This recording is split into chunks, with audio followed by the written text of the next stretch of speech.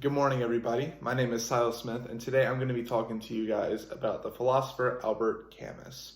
So, Albert Camus was born in 1913 to a very low and not very wealthy family. And his family was so low income that they were illiterate, they couldn't read or write.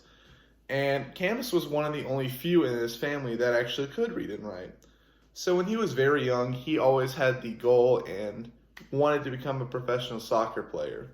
Sadly, this goal could not be carried on because A, he developed a sickness as a child, and then B, he moved to Paris. And moving to Paris is a very difficult thing for him because it was a whole new lifestyle he needed to start. And when he moved to Paris, he actually found his love for writing philosophical works.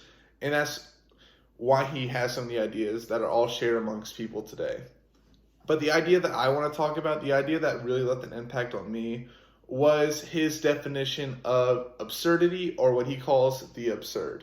So, what he describes as the absurd is something that comes into your life that makes your life seem meaningless and not worthwhile.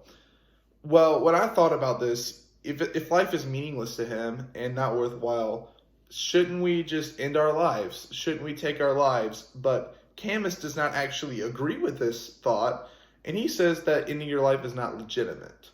And that's basically all he said with that. But one thing I got out of it, that why it's not legitimate, is because having a meaningless life doesn't mean your life is not worthwhile. It just means you have a lot more freedom to do whatever you want. Because he describes goals and stuff in this book, and he describes it's like being set along a path, and that it's a path you have to follow. But if you have absurdity in your life, you don't necessarily have to follow a path, and you could be a lot more free with your decisions.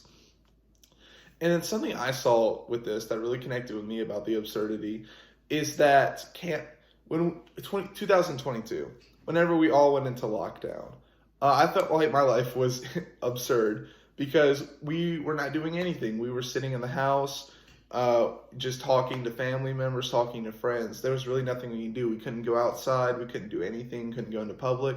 And I felt like my life was absurd. But also at that same time, I felt like I wasn't on a direct path or goal to anything. So I felt like I had a lot more freedom in my life at this point.